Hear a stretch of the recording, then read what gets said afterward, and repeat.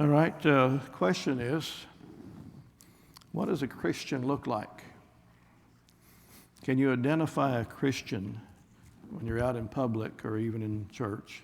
Can you identify a Christian? What do they look like? Have any idea? We're all Christians. Well, that's what Romans chapter 12 is about, is really what does a Christian look like? And it gives us, and it's focused upon the characteristics that identify us as belonging to God and show those various characteristics that are there. And it's an interesting study to go through. It's one of my favorite chapters. I have done a lot of preaching from Romans 12. Many years ago, I had a good friend, a mentor that introduced me to Romans chapter 12, and I listened to his sermons on that and have gleaned a lot from him. But in my own efforts, my own outline that I give to Romans chapter 12 is foundations and the three ways of Christianity and the characteristics that make up a Christian life. And the foundations, these are, when we say foundations, these are things that God has given to us to help us build our life upon. And so they're important to look at. You know, they're the foundations that God has given to us. And what's interesting is that there are 8 of them that are recognized in verse 1. So if you're looking at Romans 12, verse 1,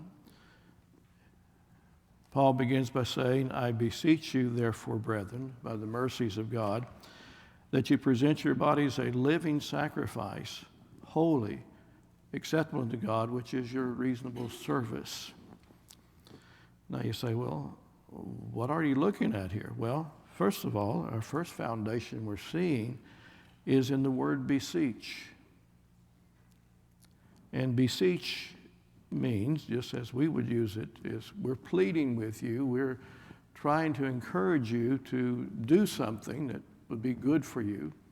And of course, this is what Paul is saying, I'm pleading with you, you know. And what we see actually in that, the foundation that we see is that we have a free will. We have the ability to choose. We're not coerced into becoming a Christian. It is our own individual choice. And so God has given us this free will. We go back to the Garden of Eden. God put them in this beautiful, lush garden and all types of fruits and trees and plants and flowers to enjoy. And of all the fruits that were there, God gave a commandment of one, that tree of knowledge and good and evil. He said, don't mess with that one. Don't touch that. Don't eat that. Because the day you do, you die. Now, why did God do that? I mean, you've got a utopia going on. Everything is wonderful. And yet God throws this out there. Well, it's because he wants us to have a free will.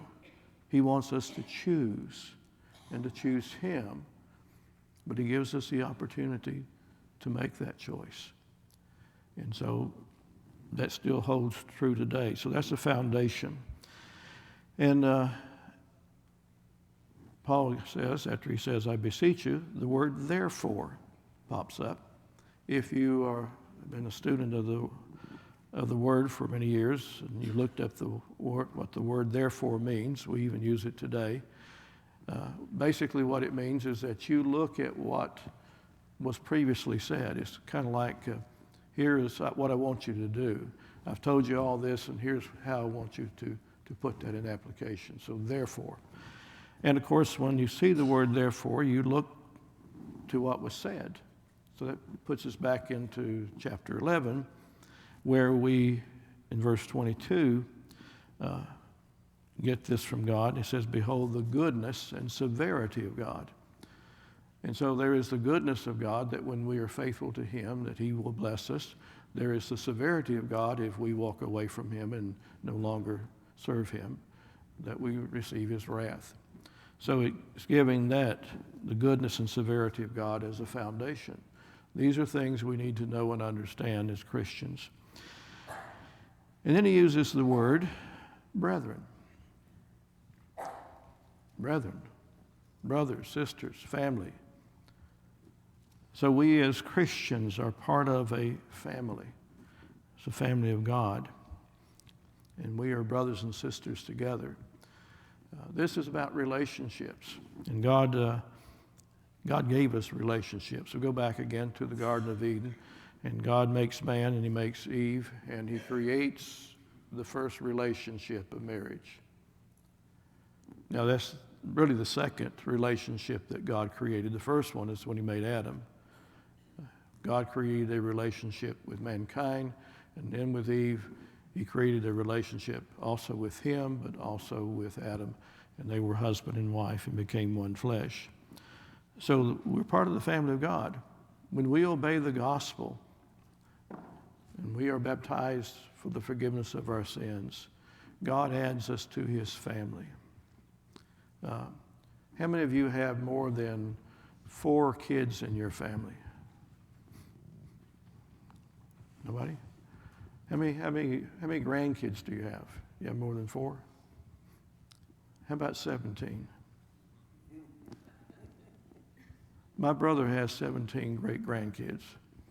That means I've got 17 great nieces and nephews, and of course Pat's sister has got three nieces over there. So I've got 20. So I've outdone my brother on that part of it. But that's a lot of people. But they're all family. They're all part of that same family. And that's what happens with us. God adds us to his family, to his church. And so we are brothers and sisters together.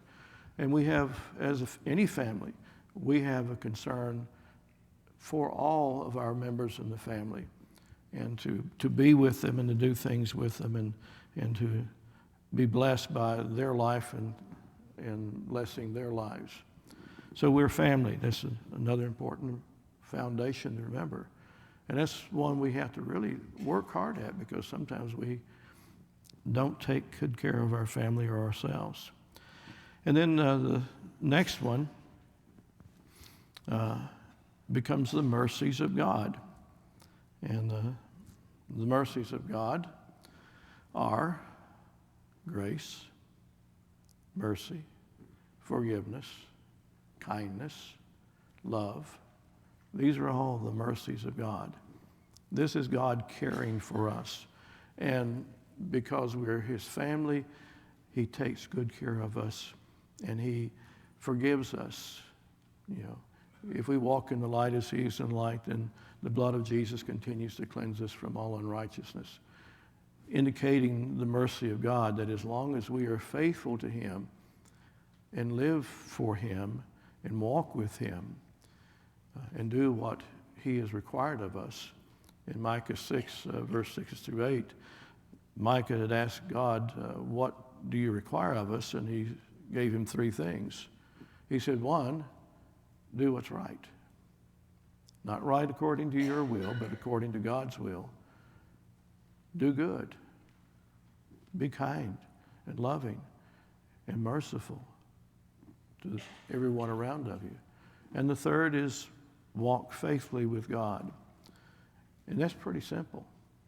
So when we go out, get up every morning, we put our hand in the hand of God, and we walk that day with him. And even when we go to sleep at night, he's there watching over us.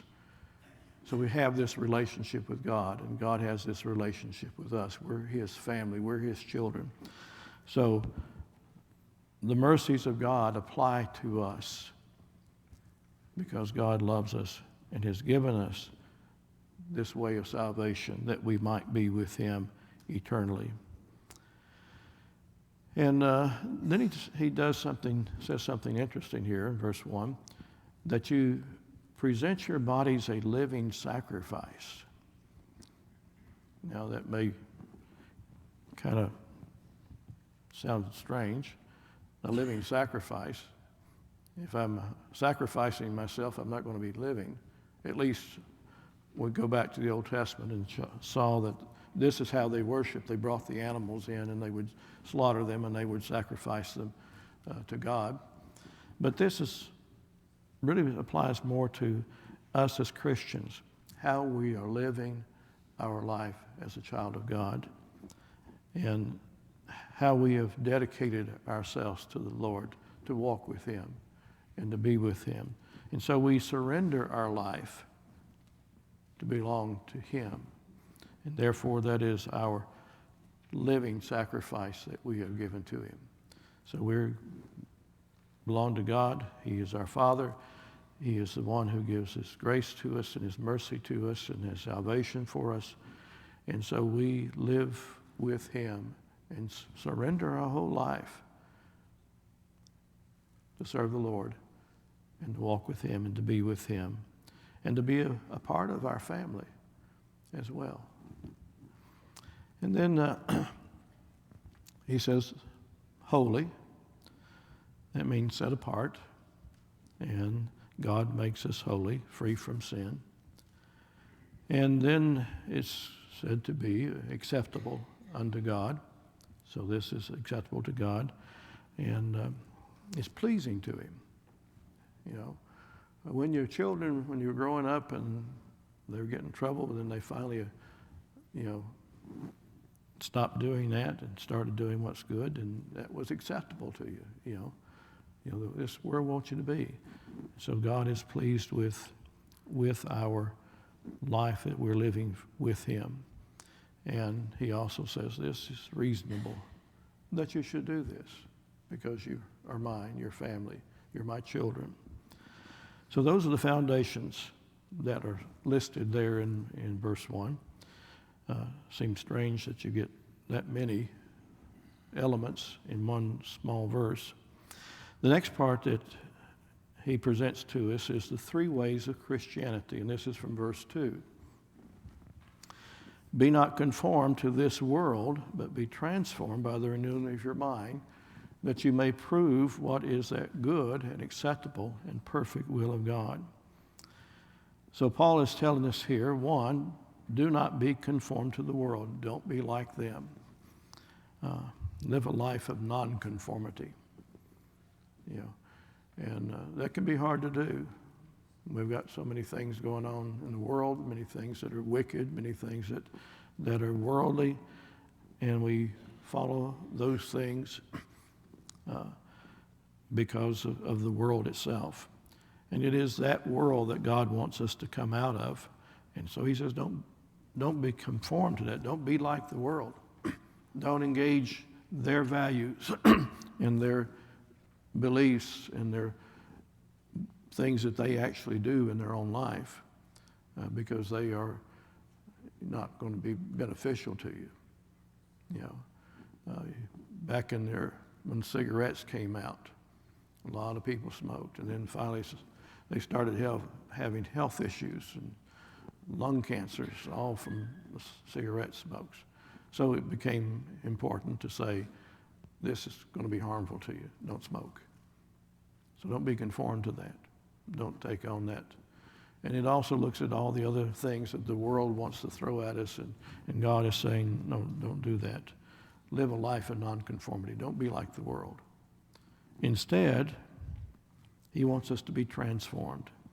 So to be transformed, be not conformed to the world, but be transformed, changed. You ever seen the caterpillars on your flowers, the leaves and that sort of thing, and they're feeding off of it, and eventually they'll spin a cocoon, and a period of time would pass by, and then that cocoon would break open, and that caterpillar that was there is no longer a caterpillar. It's a butterfly. It's been transformed, a metamorphosis of life that took place. And so this is what Paul is saying to us. Be transformed, go through a metamorphosis, change who you are. And we do this by the renewing of our mind, a life of transformation, by changing the way we think, by changing what we value, and changing what we need to be doing. And that happens to all of us as we become a Christian. That's what usually brings us to Christ and to God, is when we see that what the world is doing to us and the damage that it's doing to our lives and the heartache and the suffering that we go through because of the bad choices that were made in life. Now we're going to make a good choice. We're going to be transformed.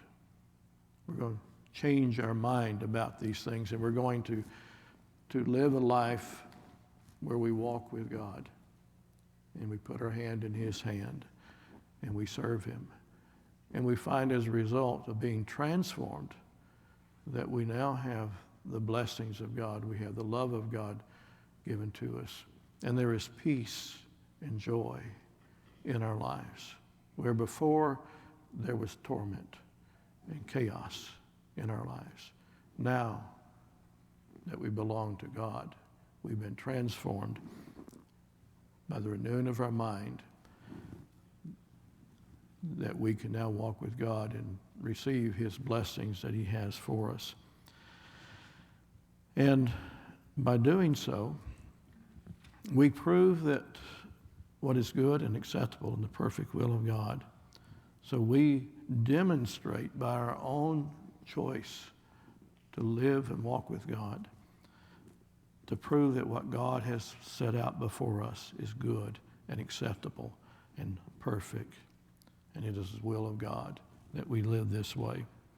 So that's a proving life. So a life of nonconformity, a life of transformation, and a proving life. And the next part of my outline is characteristics that make up a Christian life. And we start with verse 3. And this time we go all the way to the end of the chapter, to verse 21. And so our focus today is going to be on really verse 13. Verse 3 talks about not to think more highly of ourselves, but to think soberly, and not elevating ourselves or making others think that we are far greater in importance and value than they are. That's not what we're looking for. And so this is what he says in verse 3. For by the grace given to me, I say to everyone among you not to think of himself more highly than he ought to think, but to think with sober judgment, each according to the measure of faith that God has assigned. And he goes on with some other things about the body and the members, so forth. But, we sometimes have people who think they're more important than anybody else. And it's strange that we would do that, but we have people who want to feel important. And they will do anything in the world to try to cause others to, in essence, worship them because they're more important, that they have value. We have a tendency toward those who are in the entertainment business, actors and actresses, that we get excited about meeting them if we happen to meet them in public, or we like them, and so they're on our happy list of things that we like to see, if you take them off the stage, off the video, and you look at their life outside of their work, you may not like them because they may not be a very good person. So, don't think of ourselves more highly. Matter of fact, we need to be humble ourselves because we're not God. We're not perfect. And so we need God to make us perfect, and we need God to help us to be happy because of his blessings. And so we don't elevate ourselves. Jesus himself, Philippians 2, have this mind in you which also was in Christ, that he humbled himself. Jesus was a servant, and he defined himself as a servant. Remember there in the Passover where he got down and washed the apostles' feet? That wasn't his job. That usually went to, a servant. But the apostles were in that period where they were, challenging each other. Who's going to be the most important one in the kingdom? Who's going to have the favored seats in the kingdom? And Jesus gets down and begins washing their feet, doing the work of a servant to teach them that it's not the one who is that is the greatest, is the servant. I often ask people in the school system, who is the most important person in the school system? Usually I get answers like, well, the teachers. No, not them. And you go looking, who's the most important person? The most important person is the custodian, as we used to call them in our day. I don't know what they call them now. And the reason why is because they're the ones that are first there in the morning to unlock the building and to go around and pick up the trash and put it in, clean out the waste buckets and so forth. He's the main driving force in that school. But he's the servant. And there may be teachers and other administrators who didn't treat him right because in their eyes they weren't an important person, but they are. The servant is the one who's the most important. Because that's what Jesus has showed us. And that's one of the characteristics that we will develop as a Christian is that of humility and that of being a servant.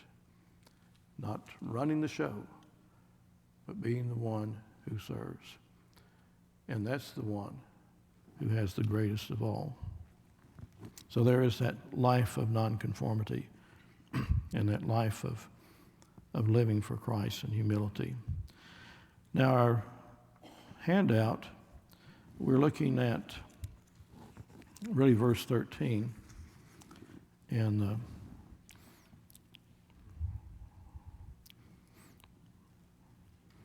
in verse 13 it says, contribute to the needs of the saints and seek to show hospitality.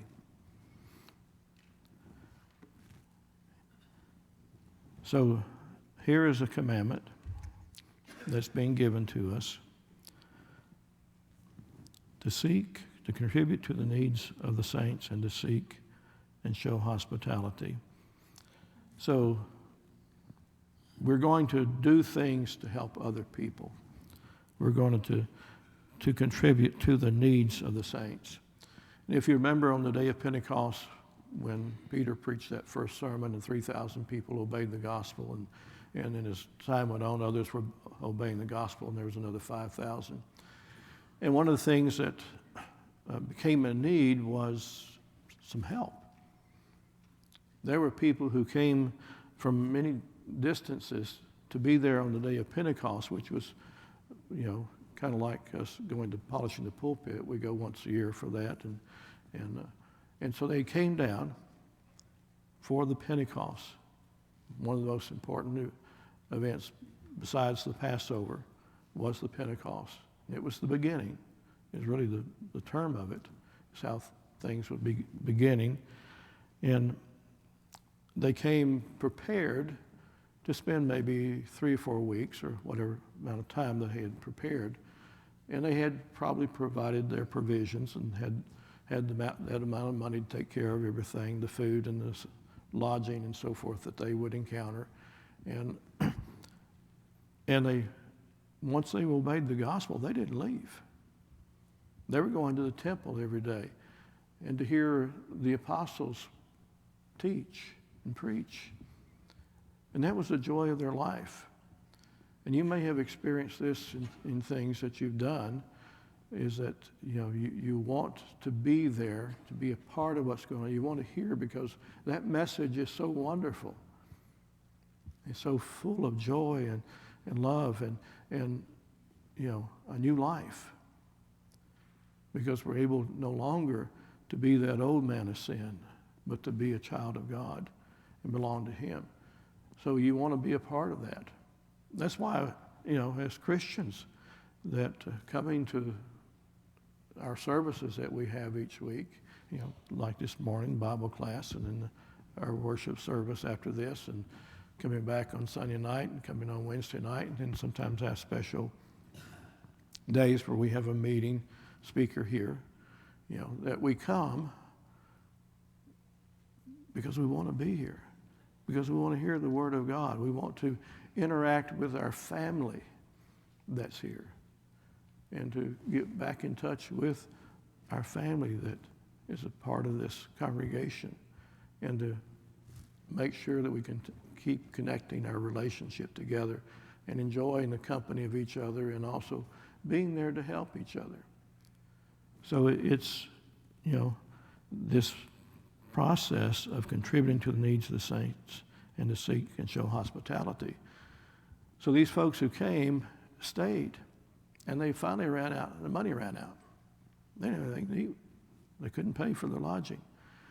And this is where the other Christians, those who were wealthy, stepped in and began providing help.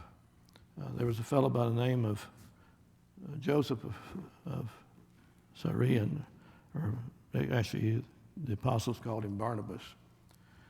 He was a wealthy man. He had a plot of land, and he sold that property to get money.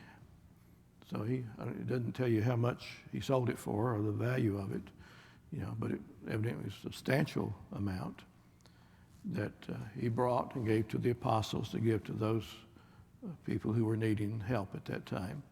And others followed suit and did the same thing. And, Christians came together.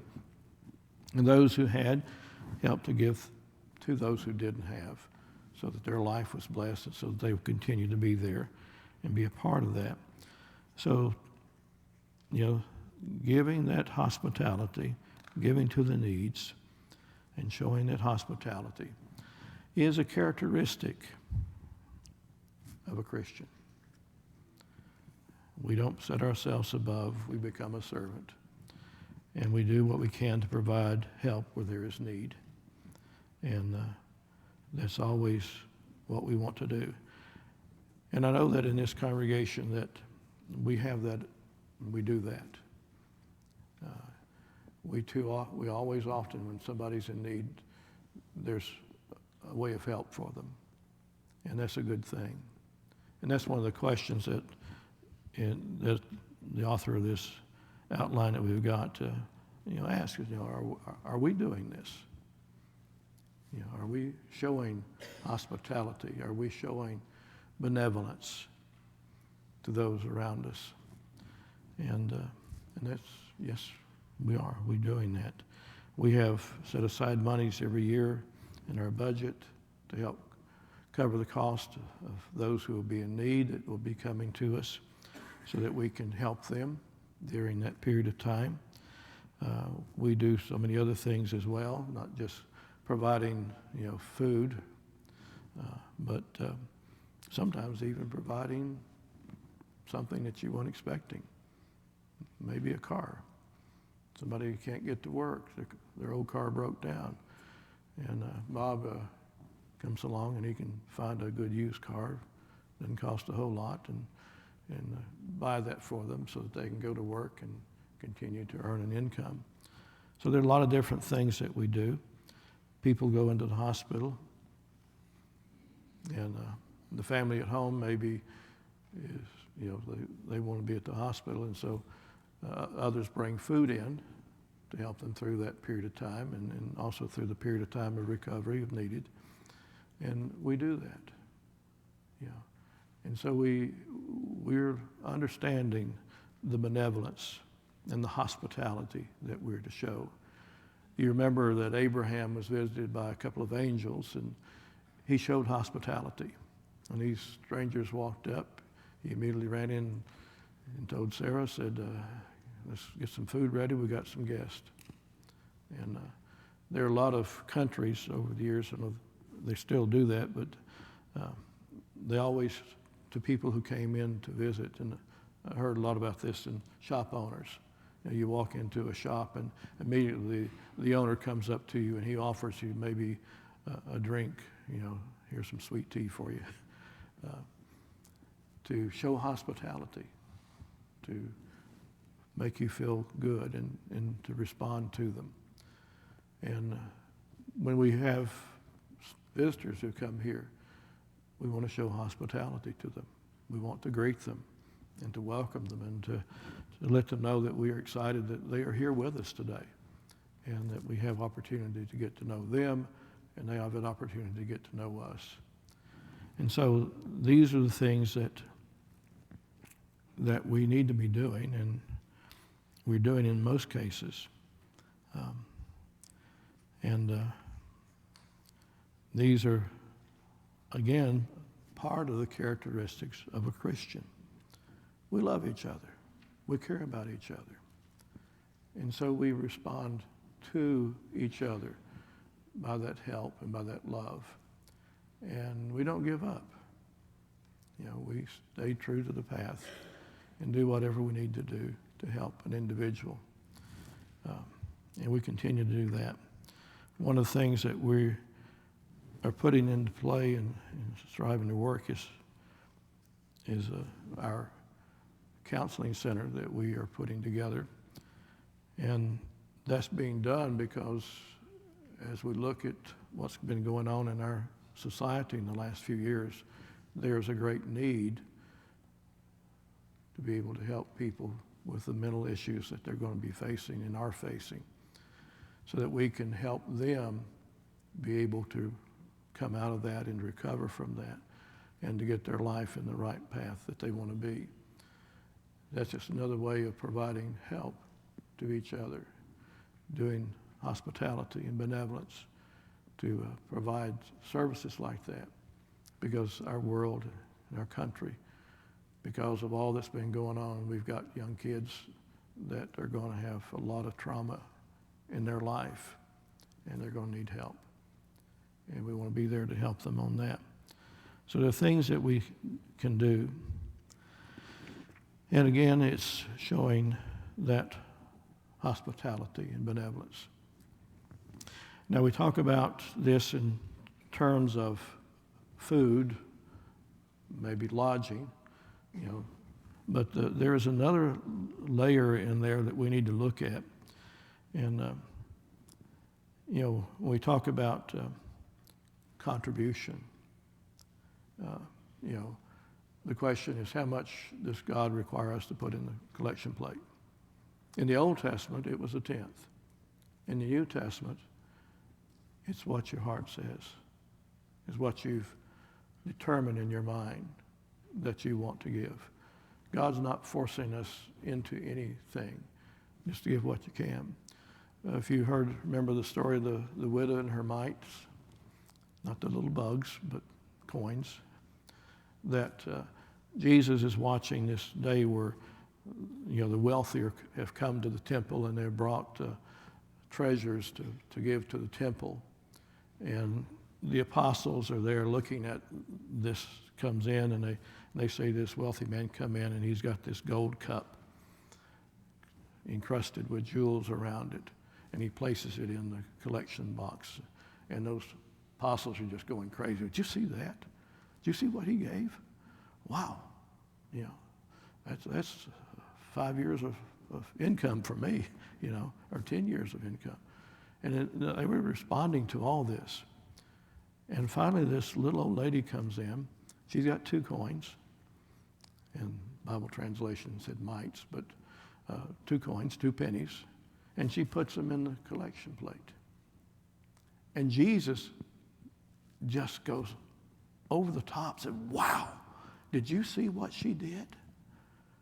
And his apostles are looking at him saying, are you sane?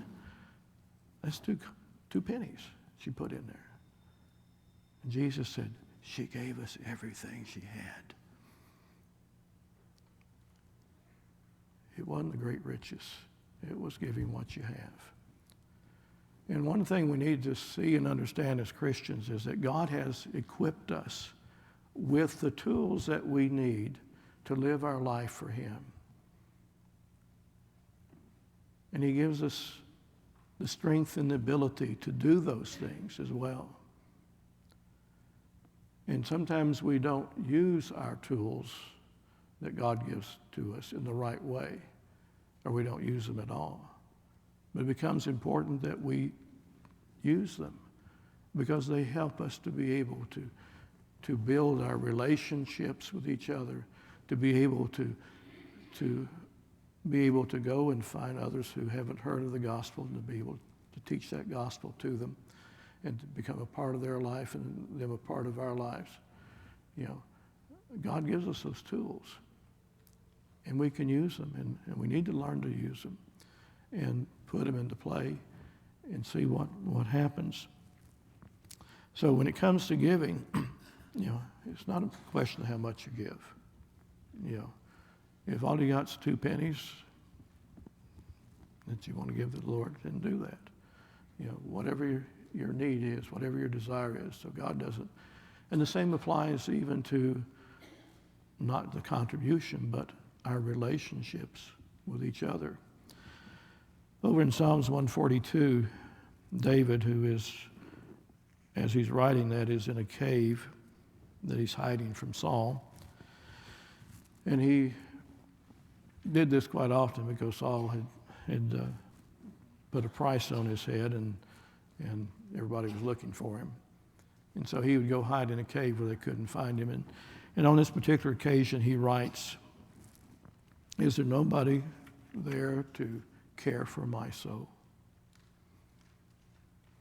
You ever feel like somebody that others don't like you or don't care about you? You ever face that in your life? You ever face where maybe somebody even says to you, "You don't belong here. We don't like you. We don't want you here." But David says, "Is there no one to care for my soul?" Well, God does. And as Christians, we should also care for their soul. Many of the older folks here may remember Madalyn Murray O'Hair. She was the well-known atheist back in the 50s and 60s. She was the one that got the Supreme Court to outlaw prayer and Bible reading in school. And she was the well-known atheist, and even her atheist people didn't like her. She was very, centered in her own life. Even led to the fact that one of her employees shot her and killed her. And when people were going through her papers and everything she had, they came across a diary. And as they went through the diary, they came to a page where she had written, "Is there nobody to love me?"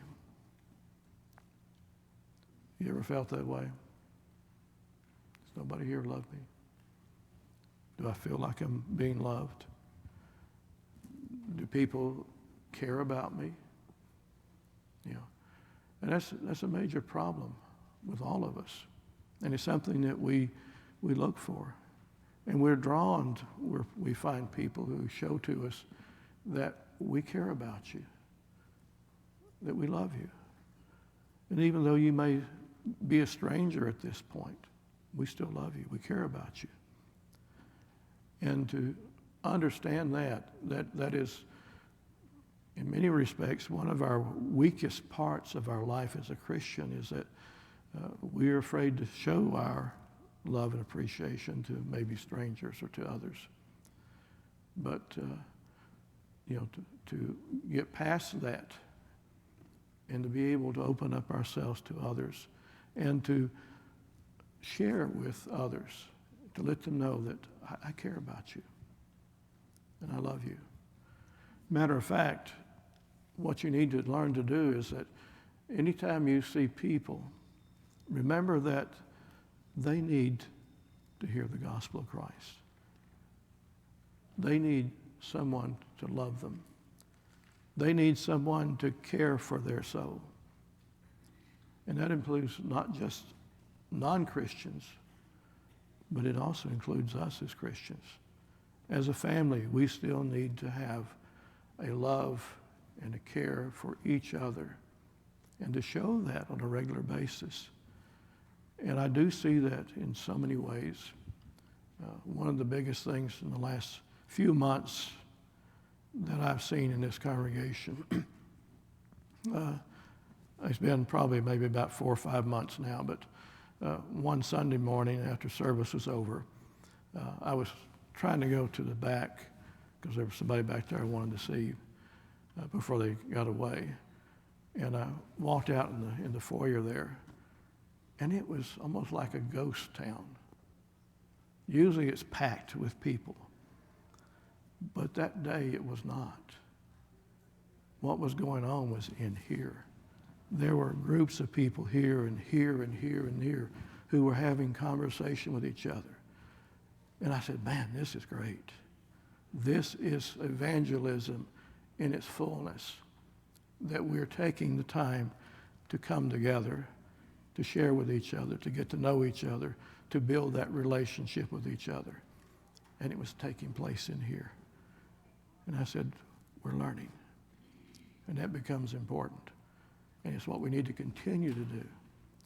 Not just to come in and then head out the door when they start the last song of the service, but to hang around and to find people that you don't know and get to know them.